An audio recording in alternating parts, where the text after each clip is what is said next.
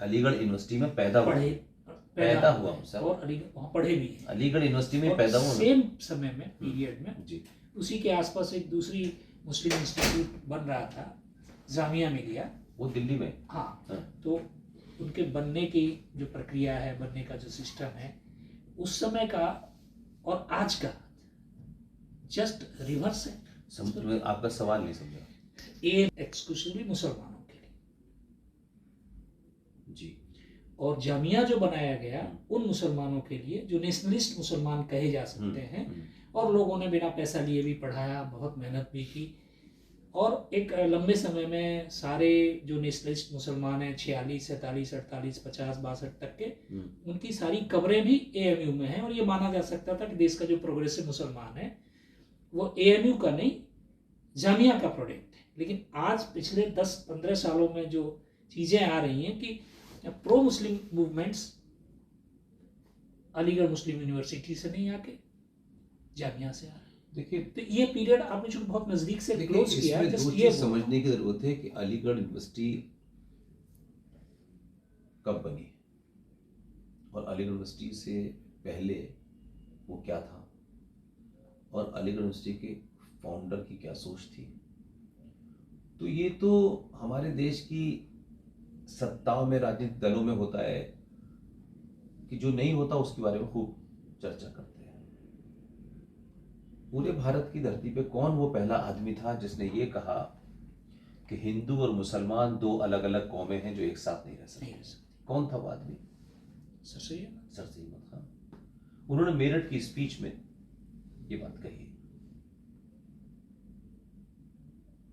और अलीगढ़ यूनिवर्सिटी ने क्या काम किया, वो ब्रीड पैदा की कि जब पाकिस्तान बना तो अलीगढ़ मुस्लिम यूनिवर्सिटी का छात्र ही पहला प्राइम मिनिस्टर बना। यस। और उसी अलीगढ़ के अंदर, यूपी के अंदर, एक खलीकुज़्ज़मान नाम के आदमी थे जो मुस्लिम लीग के थे, जो भारत की पार्लियामेंट में भी बैठते थे।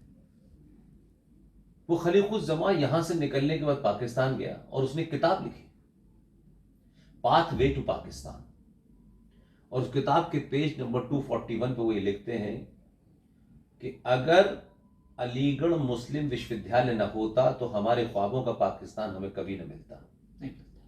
इसलिए अलीगढ़ एक आइडियोलॉजिकल, इंटेलेक्चुअल मुसलमानों का फोरम था जिसने पाकिस्तान बनने दिया। और उस अलीगढ़ यूनिवर्सिटी का यहां ढोल पीटा गया और एक झूठ बोला गया कि सर सैयद अहमद खान ने एक जगह यह कहा कि हिंदू और मुसलमान दो आंखें हैं, और अगर ये एक आंख खराब हो गई तो हिंदुस्तान बदसूरत हो जाएगा। ये कभी उन्होंने नहीं कहा, कभी नहीं कहा। तो हमारे यहां सरकारी दरबारियों द्वारा सरकार की चापलूसी में जो नैरेटिव बनाए गए उसमें इकबाल भी शामिल है। उस मोहम्मद इकबाल को, जो मोहम्मद इकबाल 1904 में एक तराना लिखता है, सारे जहां से अच्छा हिंदुस्तान हमारा। ठीक है साहब, इस देश के लो IQ के हिंदू लीडर जो हमेशा समझते थे मुसलमान को ऐसी बात कह दे बस बस बस बस हमारे देखिए साहब कितना बड़े नेशनलिस्ट हैं, उन्होंने तराना लिखा 1904 में। 1906 में मुस्लिम लीग बनी। 1910 में जो तराना लिखा इसका जिक्र नहीं कोई करता। आज भी पाकिस्तान, इकबाल की मजार बहुत बड़ी है लाहौर में, और उनको अपना रूहानी फादर मानता है। और 1910 में जो उन्होंने तराना लिखा उसका एक लाइन है, चीनो अरब हमारा, मुस्लिम है हम, वतन है सारा जहां हमारा। और इसी में है, मिली तराने में नहीं, वो तराना अलग दूसरे वाले में, दूसरा ना, इसमें भी है। नहीं इसमें नहीं भी नहीं, नहीं, नहीं इसमें ये नहीं है, मैं कह रहा हूं वो दो अलग बात है, दो अलग अलग तराने। और उसके बाद में 29 दिसंबर 1930 को इलाहाबाद के मुस्लिम लीग के अधिवेशन में सदारत करते हुए इकबाल ने क्या कहा, वेस्टर्न इलाके में जो एरिया मुसलमानों द्वारा बहुमत में है उन्हें अलग कर देना चाहिए। लेकिन उनका तराना हम आज भी चाट रहे हैं। और जो लोग जिनकी बात है ना प्रोग्रेसिव मुसलमान, उसमें एक बड़ा नाम आता है कैफी आजमी साहब का आता है। ये वो मुसलमान थे जिनके पास जमीनें थी। मैं आप एक तरफ से एक निकल गए, मैं जामिया की तरफ मैं जामिया की तरफ जा ही नहीं रहा।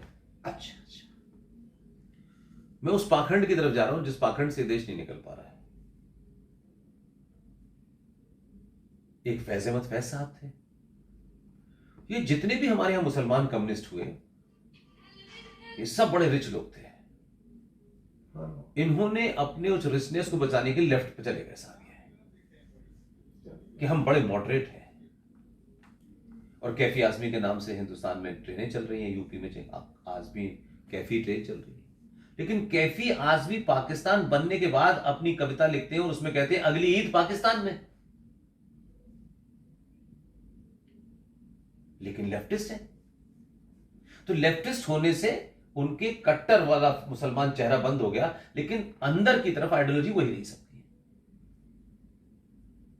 तो मैं आपसे, जब आप उस तरफ जाएंगे तो एक होता है पॉलिटिकल तू मैं उसको इसलिए तवज्जो नहीं देता कि वो तो सुविधा, लेकिन एक फिलॉसफी है। We are not challenging the philosophy. Bharat में हिंदू मुसलमान का झगड़ा इसलिए नहीं क्या कहते कि साहब वो 4 मुसलमानों को किसी ने मार दिया और मुसलमान ने किसी को मार दिया, ये तो बहुत पहले से हो रहा है, दुनिया में हो रहा है।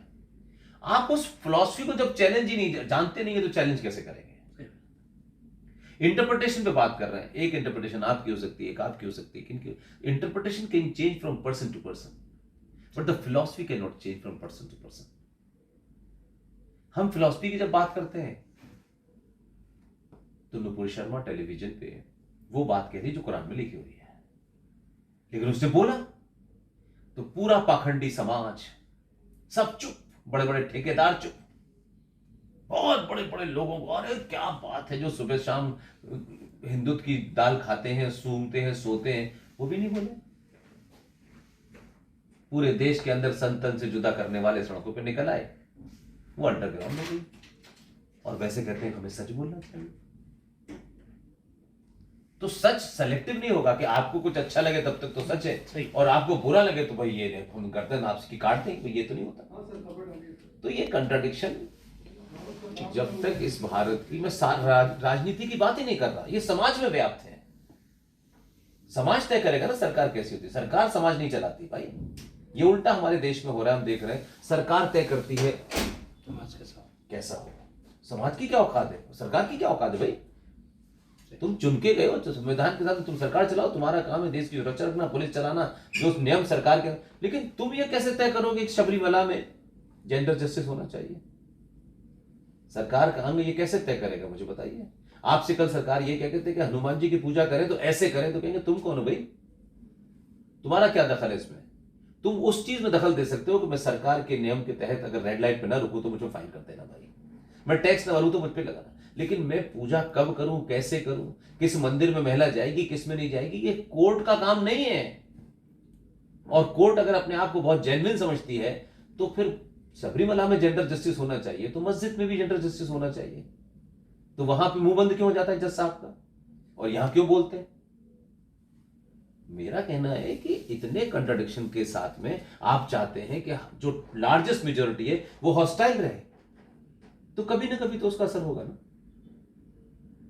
कभी ना कभी तो रिएक्शन होगा ना। तो अभी रिएक्शन हो रहा है, तो ये रिएक्शन से तो मोदी आया है, उस रिएक्शन से तो मोदी आया है ना। तो पहला पॉलिटिकल रिएक्शन ही तो होता है ना आदमी पास। आपके पास क्या होगा तो आप क्या करोगे, आप किसी को कुछ पत्थर फेंक के मार दोगे, यही तो होगा ना आपका इंडिविजुअल रिएक्शन। क्या होगा तो यही होगा ना, गुस्से में कुछ फेंक दोगे आप। लेकिन एक सामूहिक तौर पे क्या है? आखिरी सवाल है मेरा, मोदी जी सुनकर देखो, सुनकर देखो, सुनकर देखो जी, ममता राहुल मोदी बोले, लिखे जितेंद्र जी।